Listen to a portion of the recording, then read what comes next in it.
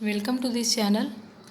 आज इस वीडियो में हम डिस्कस करेंगे नेमरा सुंडा की लिखी book competitive book for agriculture में हम प्लांट फिजियोलॉजी को कवर कर रहे हैं और आज हम कवर करेंगे यूनिट 3 को। हमने यूनिट 2 तक कवर कर लिया है। यदि आप चैनल पर नए आए हो तो प्लीज़ चैनल को सब्सक्राइब करिए और इन वीडियोज़ को आप जाकर प्लेलिस्ट में देख सकते हो। ओके, तो चलिए शुरू करते हैं। आज का टॉपिक है फोटोसिंथेसिस। ठीक है, तो फोटोसिंथेसिस होता क्या है? देखिए, सबसे पहली बात इसमें लिखा हुआ है फोटोसिंथेसिस पिगमेंट्स के बारे में। तो सबसे पहले है क्लोरोफिल्स पिगमेंट्स। इसके बारे में लिखा गया है chlorophylls occur in the grana plastid and are associated with the thylakoids membrane. मतलब क्या हुआ? देखिए, सबसे पहले तो हम फोटोसिंथेसिस पढ़ रहे हैं। ठीक है, तो फोटोसिंथेसिस होता कहाँ है, हमें बेसिक क्लियर करते चलना है। फोटोसिंथेसिस होता है लीव्स में। लीव्स में होता है तो क्यों होता है? क्योंकि वहाँ कुछ पिगमेंट्स प्रेजेंट होंगे, उसकी हेल्प से फोटोसिंथेसिस होता है। ठीक है, तो ये फोटोसिंथेटिक पिगमेंट्स कौन कौन से हैं वो हम कवर कर रहे हैं। तो सबसे पहले है क्लोरोफिल पिगमेंट्स। पिगमेंट्स में सबसे पहला क्या हो गया? Chlorophyll pigments.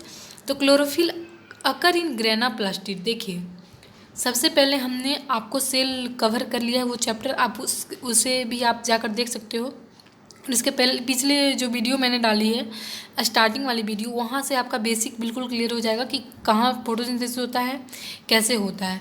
यहाँ कह रहा है कि ग्रेना प्लास्टिड। ग्रेना प्लास्टिड का मतलब क्या हुआ कि देखिए, प्लांट जो है वो सेल से बना है। सेल में बहुत सारे माइटोकॉन्ड्रिया, क्लोरोप्लास्ट जो भी प्रेजेंट होते हैं, उसमें प्लास्टिड भी प्रेजेंट होता है। ठीक है, तो प्लास्टिड प्रेजेंट होता है और ग्रेना प्लास्टिड यहाँ कह रहा है। मतलब क्या हुआ कि ग्रेना में प्रेजेंट प्लास्टिड, मतलब कि सेल में जो क्लोरोप्लास्ट होता है उसमें ग्रेना होता है और ग्रेना में जो प्लास्टिड प्रेजेंट है उसको हम ग्रेना प्लास्टिड कह रहे हैं। ठीक है, तो क्लोरोफिल कहाँ प्रेजेंट हो गया? सबसे पहली बात तो आप कहोगे कि क्लोरोप्लास्ट में है, लेकिन क्लोरोप्लास्ट के ग्रेना वाले पार्ट में, ठीक है, उसमें क्लोरोफिल प्रेजेंट है। ठीक है, and are associated with the thylakoid membrane. और किससे जुड़ा हुआ होता है? थैलेकोइड मेम्ब्रेन से। ठीक है, तो हमने आपको पिछली वीडियो में कवर किया है इस चीज़ को, वहाँ आपका बेसिक बिल्कुल क्लियर हो जाएगा। तो यदि प्लीज़ आप यदि वो वाली वीडियो, पीछे वाली वीडियो नहीं देखे हो तो प्लीज़ जाकर आप देखो। ठीक है, ताकि आपको सारी चीज़ें क्लियर हो जाए। ठीक है, तो देखिए, थैलेकोइड मेम्ब्रेन्स क्या हुआ कि ग्रेना है तो ये मेम्ब्रेन जो है इसे थैलेकोइड मेम्ब्रेन कहते हैं। तो ये किसी से कह रहा है कि chlorophyll occur in grana plastid are associated with thylakoid membrane. मतलब कि ग्रेना जो है थैलेकोइड मेम्ब्रेन से एसोसिएटेड होता है। ठीक है, नेक्स्ट है centre of porphyrin ring of chlorophyll A and B contains single atom of magnesium. मतलब यहाँ क्या हुआ कि देखिए, क्लोरोफिल, सबसे पहले हम नोट ए बी का बात करेंगे। हम यहाँ सिर्फ अभी पहले क्लोरोफिल का बात करते हैं। क्लोरोफिल जो होता है वो पोरफायरिन रिंग से बना हुआ होता है। ठीक है, किस चीज़ से बना होता है क्लोरोफिल? हमने पहले सबसे पहले क्लोरोफिल लिया, वहाँ किस चीज़ बना होता है? पोरफायरिन रिंग से। ठीक है, ये रिंग से बना हुआ होता है। रिंग में क्या प्रेजेंट होता है? रिंग, मान लीजिए ये कोई रिंग है तो यहाँ पे Mg प्रेजेंट होता है।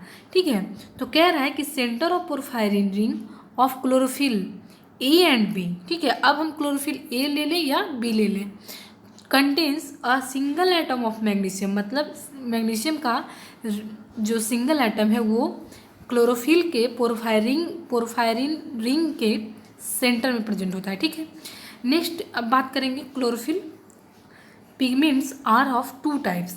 सबसे पहला है chlorophyll A and chlorophyll B. सबसे पहले बात करेंगे क्लोरोफिल ए के बारे में। इसका फॉर्मूला है C55H72O5N4Mg। ये याद रखना है, हो सकता है आपको MCQ में ये पूछा जा सकता है कि इसका फॉर्मूला, क्लोरोफिल का ए का फॉर्मूला कौन सा है। ठीक है, तो इसमें हो गया C55H72O5N4Mg। Occurrence in is universal in green plant. मतलब ये सारे ग्रीन प्लांट्स में पाया जाता है। ठीक है, कौन? Chlorophyll A. Very very important point कि यूनिवर्सल पिगमेंट कौन हो गया? क्लोरोफिल ए, जो कि हर प्लांट्स में पाया जाता है, हर ग्रीन प्लांट्स में। नेक्स्ट है क्लोरोफिल बी। इंपेरिकल फॉर्मूला क्या है? C55 H70 O6N4Mg। मतलब क्या हुआ, देखिए यहाँ भी C55 है, यहाँ भी C55 है, लेकिन हाइड्रोजन के पास जो 72 एटम्स जो प्रेजेंट होते हैं 72, यहाँ कितने होते हैं 70। उसके बाद O जो है वो 5 है, यहाँ 6 हो गया, N तो 4 ही है और Mg वही है। तो यहाँ पे डिफरेंस किस किस चीज़ का हुआ, 72 जो है वो 70 हो गया बी में, क्लोरोफिल बी में, और O 5 है तो O 6 हो गया, मतलब एक घटा और दूसरा बढ़ा। ठीक है, ऑक्सीजन का एक एटम बढ़ा और हाइड्रोजन का 2 एटम घटा। It present in higher plant and green algae but absent in red algae, इसलिए इसको यूनिवर्सल नहीं कहा जा रहा है। ठीक है, तो ये किस किस में प्रेजेंट होता है, ग्रीन अलगा में, हायर प्लांट्स में, रेड अलगा में एब्सेंट होता है क्लोरोफिल बी। नेक्स्ट है कैरोटेनॉइड पिगमेंट्स। जिस तरह से क्लोरोफिल पिगमेंट्स हमने पढ़ा, ठीक है, जिस तरह से हमने क्लोरोफिल पिगमेंट पढ़ा उसी तरह से carotenoid pigments. Carotene and xanthophyll are together called carotenoids. मतलब कि दो चीज़ से बना होता है कैरोटीन और जैंथोफिल, कैरोटेनॉइड पिगमेंट्स। ठीक है, it belong to large group of compound called terpenoids. ठीक है, तो ये लार्ज ग्रुप जो कंपाउंड, कोई मान लीजिए कंपाउंड है, उसके लार्ज ग्रुप जो होता है उससे बिलोंग कौन करता है, टर्पेनॉइड्स। ठीक है, नेक्स्ट है they are fat soluble yellow pigments. ये कौन सा पिगमेंट है, येलो पिगमेंट है और ये फैट सोल्यूबल है। ओके, नेक्स्ट है carotenoid located in chloroplast and chromoplast. ठीक है, तो ये सेल के क्लोरोप्लास्ट और क्रोमोप्लास्ट में प्रेजेंट होता है कौन, कैरोटेनॉइड्स। इंपॉर्टेंट है, और ये भी इंपॉर्टेंट है कि ये फैट सोल्यूबल होता है और येलो पिगमेंट होता है। इसका कंपाउंड बना होता है टर्पेनॉइड से। कैरोटेनॉइड क्यों कहते हैं, ये दो चीज़ से बना होता है, कैरोटीन और जैंथोफिल। ओके, तो चलिए नेक्स्ट बात करते हैं कैरोटीन के बारे में। देखिए कैरोटीन ये बना हुआ था कैरोटेनॉइड, कैरोटीन और जैंथोफिल से।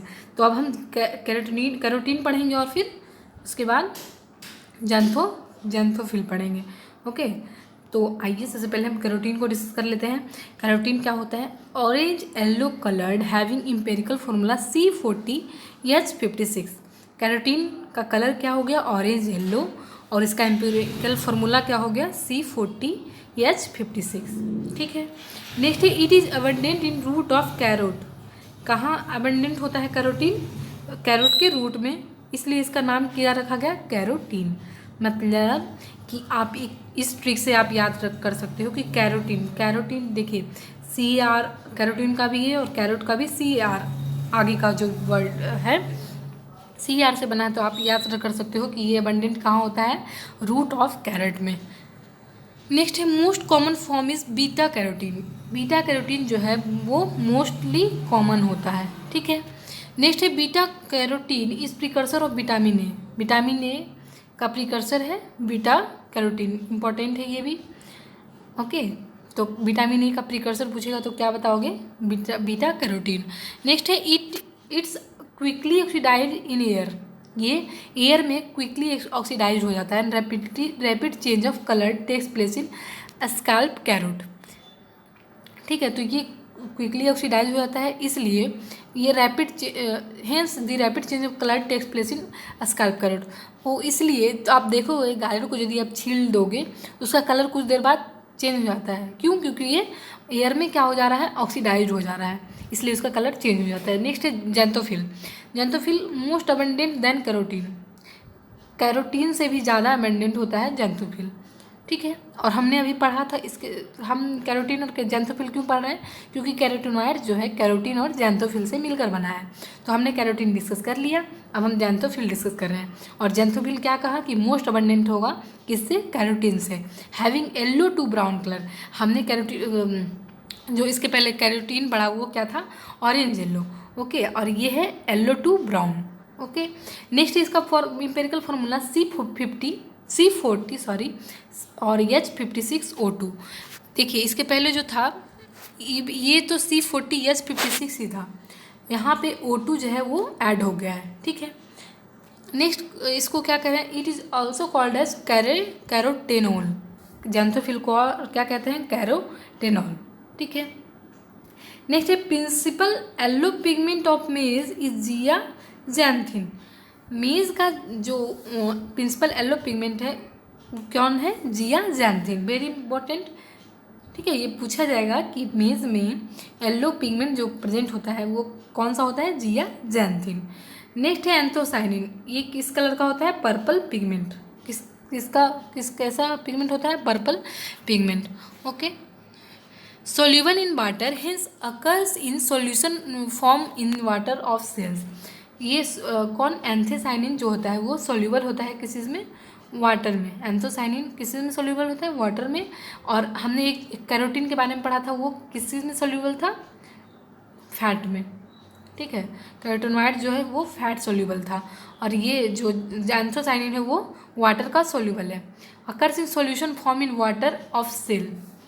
देखिए, सॉल्यूबल होता है पहले तो वाटर में, और ये सॉल्यूशन के फॉर्म में रहता है in water of cells. Cells के वाटर के सॉल्यूशन फॉर्म में रहता है। कौन? Anthocyanin. Doesn't take part in photosynthesis. ये फोटोसिंथेसिस में टेक पार्ट नहीं करता है, वेरी इंपॉर्टेंट। एंथोसाइनिन फोटोसिंथेसिस में पार्टिसिपेट नहीं करता है। नेक्स्ट है it present in sugar beet and apple. Anthocyanin present होता है एप्पल एंड शुगर बीट में। नेक्स्ट बात करेंगे फोटोसिंथेसिस, इसका दूसरा नाम है CO2 एसिमिलेशन कहते हैं, या फूड का प्रोडक्शन होना फोटोसिंथेसिस कहलाता है। तो 3 नाम हो गया, एक तो पहला अपना फोटोसिंथेसिस हो ही गया, उसके बाद CO2 का एसिमिलेशन हो गया, नेक्स्ट है फूड का प्रोडक्शन हो गया। ठीक है, तो डिफिनीशन क्या है फोटोसिंथेसिस का?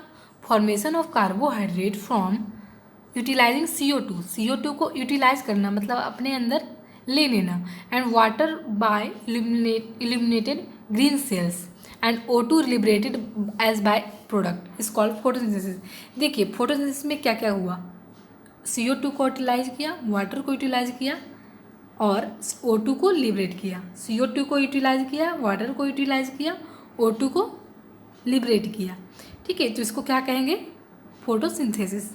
ओके, तो आप इससे समझ सकते हो, CO2 को लिया, वाटर को लिया, और O2 को रिलीज कर दिया।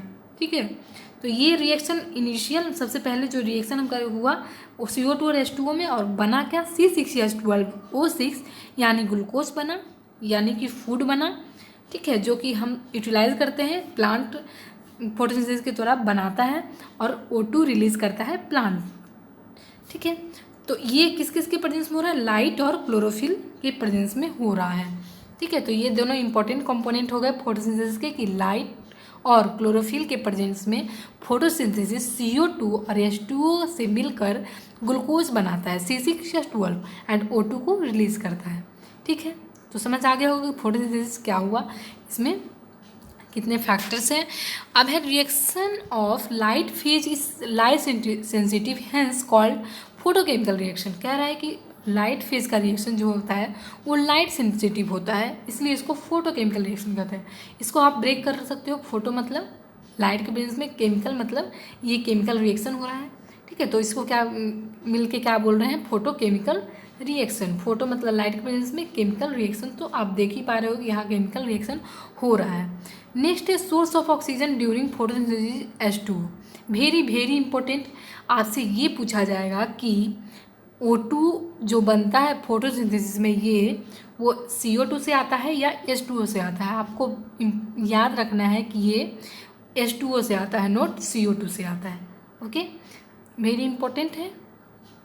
Conversion of light energy into chemical energy that is ATP is called photophosphorylation. मतलब कन्वर्जन ऑफ लाइट एनर्जी को किस चीज़ में कन्वर्ट कर दिए? केमिकल एनर्जी में।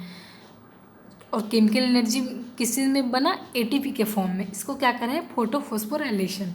देखिए, आप यहाँ इस वाले रिएक्शन को आप देखो, यहाँ क्या हो रहा है? Light reaction. ठीक है, लाइट को ले जा रहा है। ठीक है, लाइट एनर्जी क्या हो रहा है? केमिकल एनर्जी में कन्वर्ट हो रहा है, मतलब ATP बना दे रहा है। प्लांट में प्रेजेंट होता है ATP। ठीक है, तो इसको क्या कह रहे हैं? Photophosphorylation. Next is break down of water molecule H2O into hydrogen and oxygen by light energy is called photolysis of water. Photolysis मतलब ब्रेक होना, वाटर का ब्रेक हो जाना, किसमें? हाइड्रोजन और ऑक्सीजन में। इसको क्या कहते हैं? Photolysis of water. Okay, it has 2 phases, light phase and dark phase. Photosynthesis का 2 फेज होता है, कौन कौन सा? Light phase and dark phase. ये भी इंपॉर्टेंट है, आपको रिमेंबर करना है कि फोटोसिंथेसिस का 2 फेज होता है, light phase and dark phase. ये हम आगे आने वाले वीडियो में कवर करेंगे, ठीक है, क्योंकि ये वीडियो काफ़ी लंबा हो रहा है। होप कि आपको ये चीज़ें समझ आई होगी ईजिली, ठीक है।